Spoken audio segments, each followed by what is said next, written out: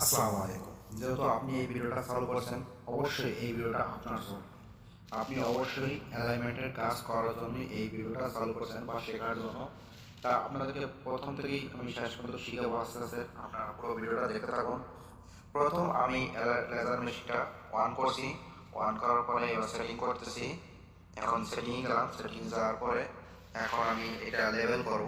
Level করার জন্য আমি প্রথমেই স্বাভাবিক যেগুলো লেভেল করার প্রয়োজন সেগুলো আমি করতেছি।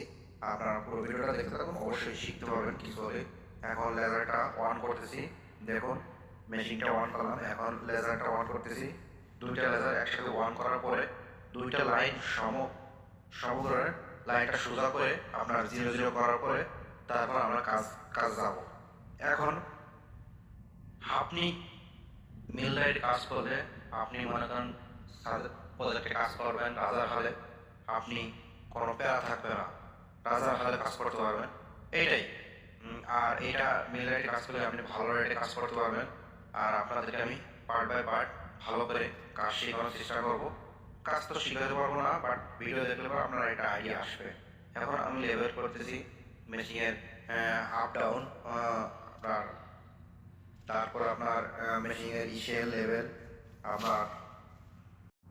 এখন আসলে ভার্টিক্যাল আর হরিজেন্টাল এটা কায়দা করলাম। কায়দা করার পরে এখন আমি আস্তে আস্তে মেশিন সেটিং কায়দা করা হয়ে গেছে। এখন অ্যালাইনমেন্টের দিকে যাব। অ্যালাইনমেন্টের প্রথমে আমি এখান থেকে বাইরে আসছি। এই যে অ্যালাইনমেন্টের স্টার্ট করলাম।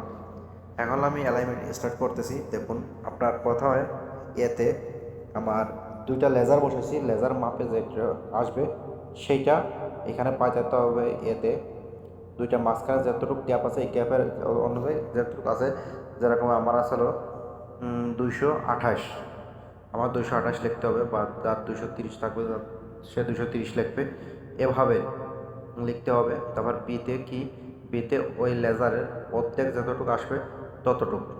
ওকে, এখন আপনার ওই লেজারের ডাইন সাইডে যে সাইড আছে সেই সাইডে ওই অ্যাঙ্কার বোল্ট অনুযায়ী যতটুকু আসবে ওইখান থেকে যতটুকু আসবে ততটুকু লিখতে হবে। এটা ড্রয়িংয়ে থাকে।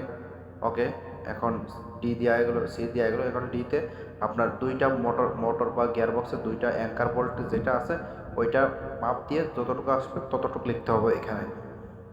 এখন আপনার পার্ট বাই পার্ট দেখতে থাকুন। এখন আমি এখান থেকে বেরোয় যাচ্ছি। এখন ভালো যে এখানে গ্যাপ মাপতে হবে। আমার গ্যাপ কতটুকু আছে?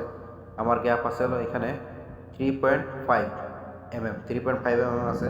এখন আমি এখানে 3.5 mm দিলাম। দেওয়ার পরে এখন আমার পুরো মেশিনেরই শেষ। আরও ভিতরে আরও ক্যালকুলেশন আছে, পরবর্তী ভিডিওতে আমি দেখাবো। এখন বেসিক একটা আপনাদেরকে ভিডিও যেটা দিলাম। এখন এইটা মেশিনটা লেজারটা রাউন্ড দিতে বলতেছে প্রথম ধাপে। তা আমি প্রথম ধাপে রাউন্ড দিতে হবে। তার জন্য আমার এখন কি আমি সফটপুট চেক করবো, নাকি আমি সিম চেক করবো, নাকি আমি লেভেল চেক করবো? এটা দেখাচ্ছে আমার আমার অবশ্যই আমার মেশিনটা সেট করা রয়েছে আর মোটরটা লেভেল করে রাখছি, বাট আপনাদেরকে দেখানোর জন্য আমি ভিডিওটা বানালাম।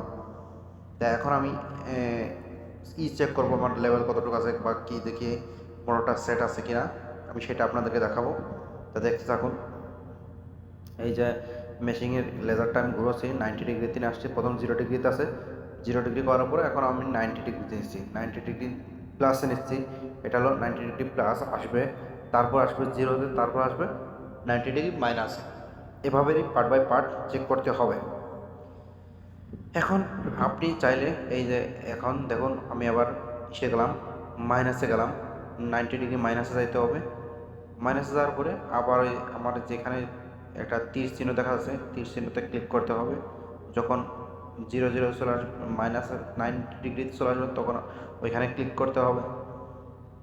ক্লিক করার পর আমার একটা রিডিং বার হবে। অবশ্যই আমি রিডিংটাও আপনাদেরকে দেখাবো আমার কতটুকু রিডিং বার হয়েছে, আপনারা দেখতে থাকুন।